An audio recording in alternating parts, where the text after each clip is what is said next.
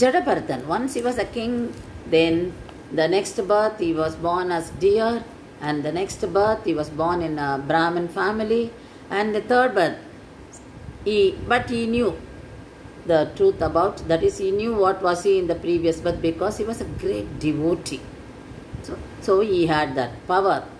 So in the third birth, he knew very well that he should not be born again, and he didn't develop any attachment to anything.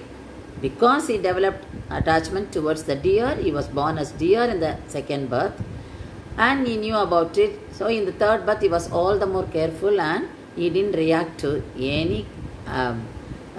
anything related to body. So he was no attachment towards body. So he was only a yogi. He lived like a yogi only. So once he was called for carrying the king in a palanquin.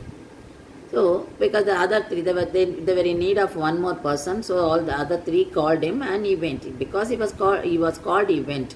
And he carried, but he could not carry him well, and it was swaying. So the king got angry, and king shouted at him. King asked him, "Who are you? From where did you come?" and all these questions.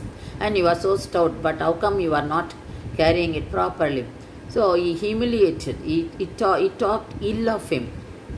But Jadabharata did not answer any of his questions. He was very quiet, was calm, he was not perturbed by anything.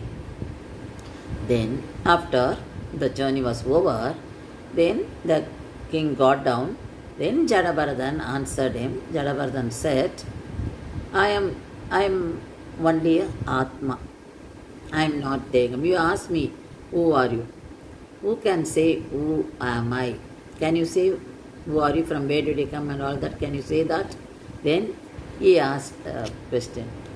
You may be king today. Tomorrow you may be without any kingdom, without any power. I may become a king. So he went on asking about his whereabouts, and he asked, what is a... So how do we know that from where did we come? And because you asked me, I carried. And you talked ill of my body, but nothing affected me, because as far as I am concerned, I am Atma. And you talked ill of my body only. So there's no need to react, because this body is perishable and I am not body. So I am not affected by that. So when he talked like this, the king felt this is not an ordinary person. Jadabharata, he was a Brahma Rishi, and he saw Brahma Swarupam in all. That is why he didn't react. He didn't talk back, and he behaved very friendly to everyone. That means he didn't react, or he was not angry or anything. And he was a jnani who could foresee everything, who could find out what will happen, that is the future, by the jnanam. And he was not attached to anything. And he answered the king with smile throughout. So the king changed himself, changed his attitude. He realized he was wrong, and when he said, I am not Deham, I am Atma. So the king realized that he felt ashamed of himself for his behavior, and he said, yes, he was going to see Kapila Rishi. So king asked Jadabharatan, are you Kapila Rishi? Because so much of jnanam, so much of the calm and very compassionate qualities Jadabharatan had. So this is the stage of yogi. So Jadabharatan was a yogi. So these Puranas tell us how we have to react to such situations. We can't be answering for every charge made by other people. If we do that, then we get perturbed and we develop all health problems and everything. It is better to ignore and think that it is why they are talking about your body. So you are concerned about your Atma only.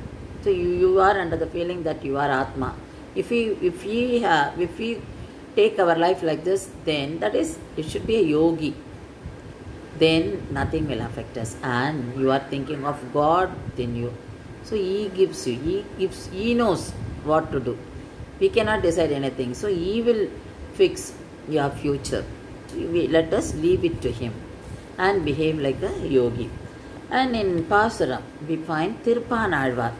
In Tamil, he says, Kolama Maniyaramum Muttamamum Mudivilla Thoril Nilameni Ayo Nirekonda the N engineer. So he is describing Bhagavan Vishnu Ranganatha, and he says because he is wearing all the jewels and he is looking so beautiful. So he is saying, I am seeing you, and you have filled my heart. You are the only one in my heart.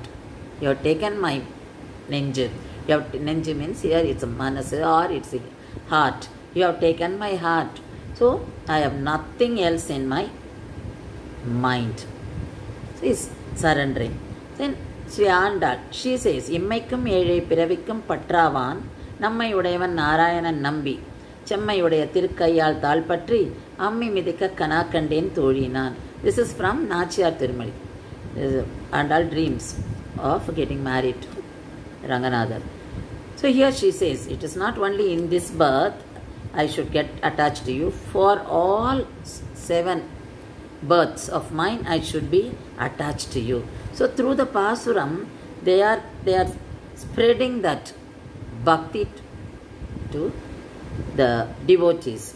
So when you become a devotee, naturally you tend to go to the path of spiritual path, and you get to this yoga nilai, yogi stage. With you can do it without any difficulty, like what Bhagavan said in the previous sloka.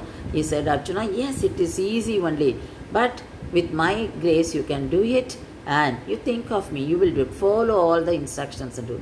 So basically what is needed is bhakti. So that is what Andal says in this Pasuram. The next Pasuram is Nammalvar. Thira Virumunda Neeradu Pola En Aaruyirai Aarapparuga Enakku Aara Amudu Aanaye. So he is saying, when we heat the iron rod, and what do? We dip it in the water. So immediately what happens? That rod absorbs the entire water. Likewise, you have, is telling God, you have absorbed, you have taken my heart. So my heart is fully with you. You have absorbed it. He is like, so this is through devotion. So this is what Nammalvar says. So I don't get, or I don't say it's enough of seeing you. But every time, every time I see you, I'm not getting satisfied, because I like to see you again and again forever. So that is what bhakti. So he says, so surrender yourself to God. You will realize this, and you will enjoy this happiness. The next Pasuram is Dida Visum Perivali Neernilam Mevai Misai Padar Purul Muruvadum Ma Yavai Yavai Turum Udal Misai Uyirana Karandengum Parantulan Chudarmigu Surudiyul Vayonda Churane. So here in this Pasuram, Nammalvar says, Bhagavan is in all Panchaputas, the 5 elements, that is water, earth, then fire, wind, space. And you are in every creature, and you are the one who function everything. Without you, nothing can function on its own. So you are there, everything, and you are hidden in everything, all, it's not only the living things, even non-living things, within that you are there. So you are everywhere, and you are within us, and you are within our Atma. So this Atma is towards you. You are there in my heart, in my manasa. So, and you are the one, even if there is any calamity happens, You are the one who take care of all things in this world. And you bring them back to the next prapancha.